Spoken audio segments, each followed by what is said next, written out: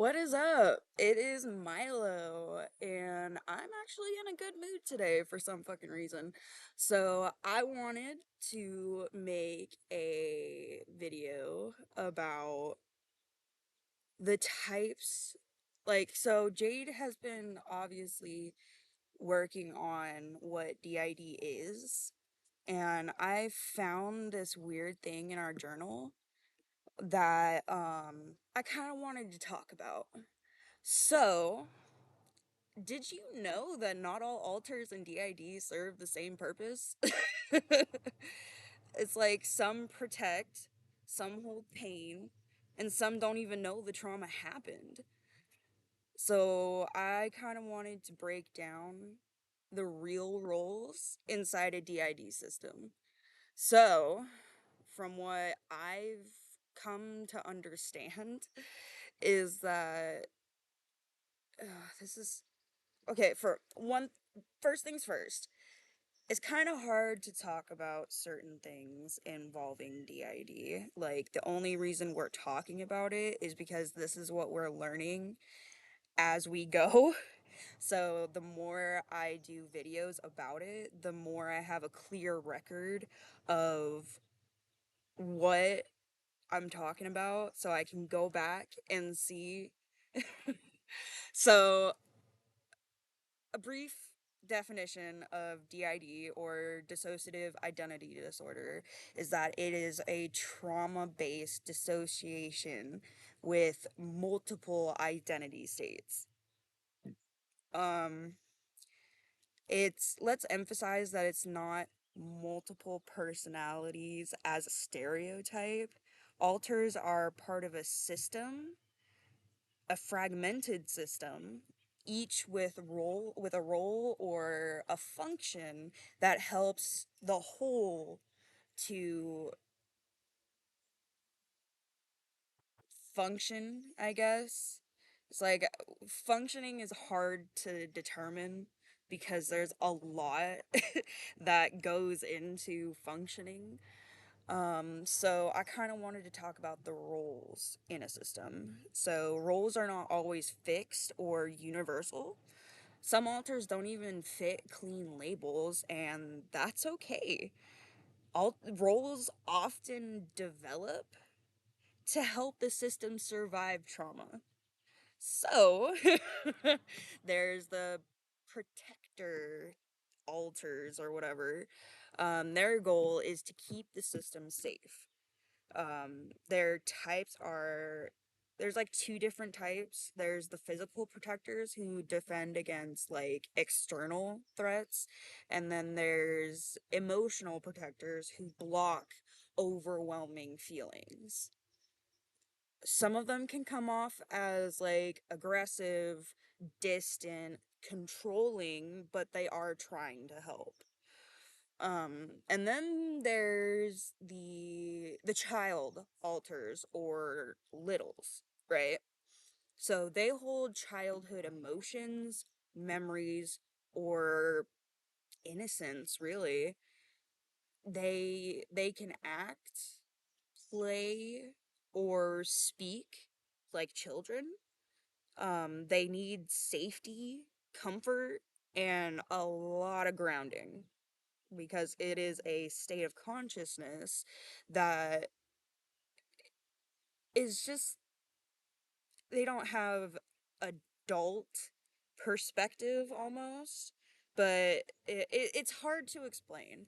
So, but I think I explained it okay. Then there's the trauma holders, where they carry specific traumatic memories or emotions. They often experience flashbacks, nightmares, intense triggers. I have a few of those myself. They're often misunderstood as too emotional, or like, but they hold important truths, you know? Like, they're there, I don't want to say to suffer, but they tend to suffer so others don't have to remember it. which is so important. Like, it's horrible for them, but I don't know. I'm extremely grateful for it. And then there's the masking or social alters.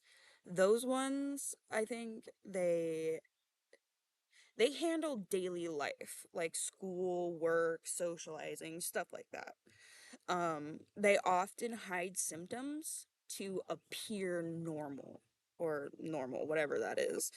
Um, they can feel pressure to function perfectly. So they're like, I don't care what I'm going through, we will function so no one else knows that we're suffering, which is so difficult to deal with. And I don't really, the next one that I remember is, I don't like the name of it. They're gatekeepers or whatever. So they manage switching or access to certain memories or even the headspace in general. Um, mm, I hate that name, gatekeepers. Like, I don't like it. I don't know why. They may control who comes to the front and when. Not all systems have one, which is fine, I guess. Like, I don't know if I have one, but if I did, like, okay. Um, all I know is that I don't like the name Gatekeeper. It sounds like the Keymaster from from from Ghostbusters. I don't like it. I don't know why. And then there's, oh, I don't like the name of this one either. The persecutors. Like, they hold a lot of hatred, self-hatred, hatred for the system, hatred for existing. Like, that's what I've experienced, or not me specifically, but that's what I've written in my journals. That's what I've read. They may try to harm the system or sabotage relationships because they don't see them as being like safe.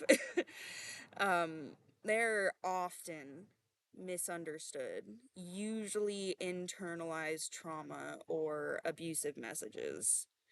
Their behavior has a reason, even if it's harmful. Like, they have a very good reason for being that way.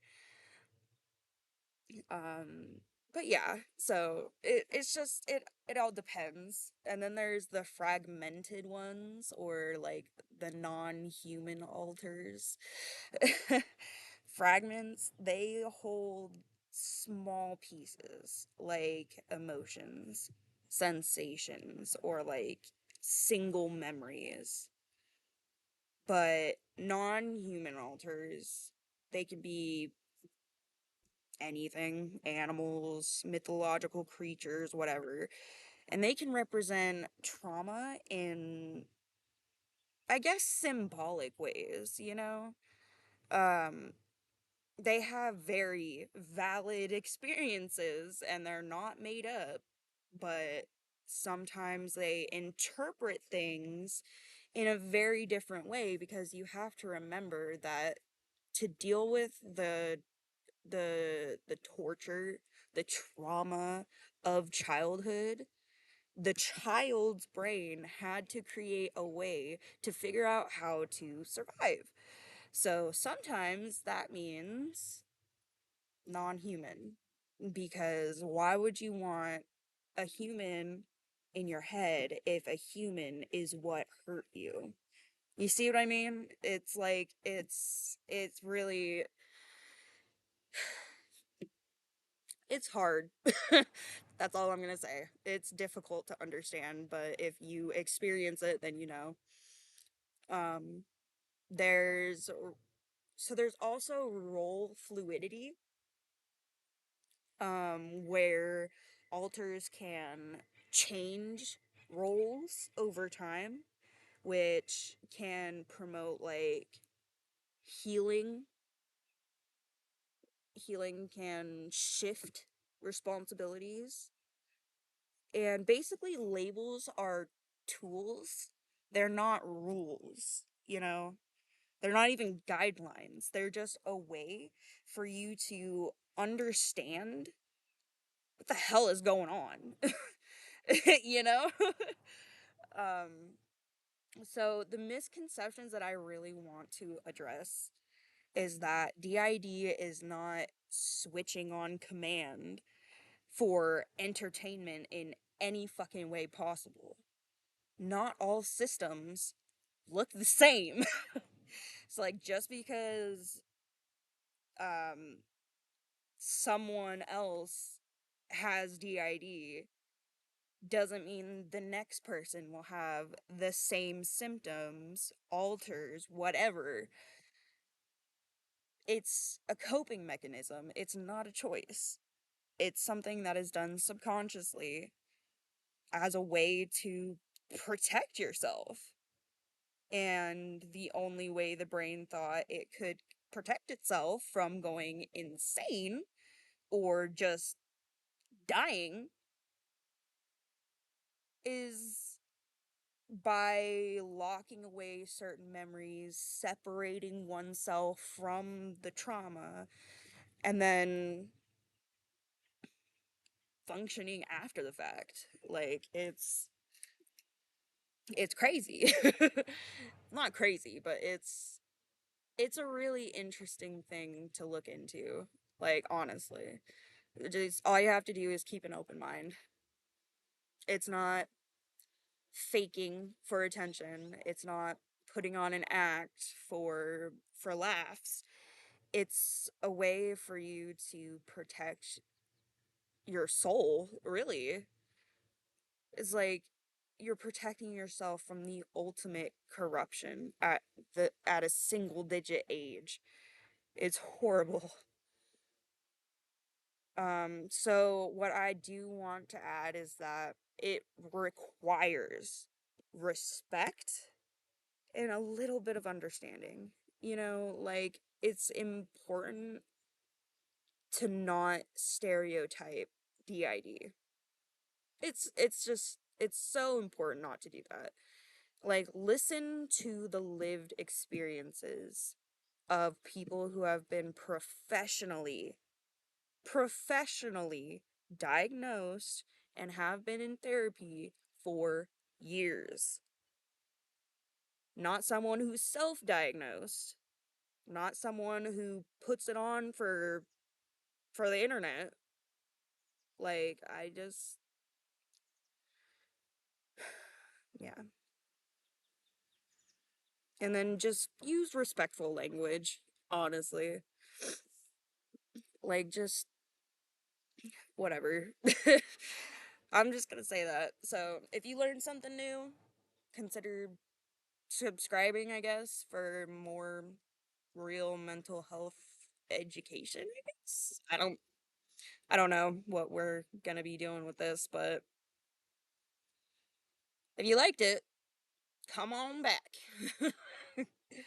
I want to encourage respectful questions in the comments, though. Like, and it's also optional to share personal experiences if you're comfortable with that. But yeah. So if you learned something, coolio. If you didn't, come on back. I'll see you guys later.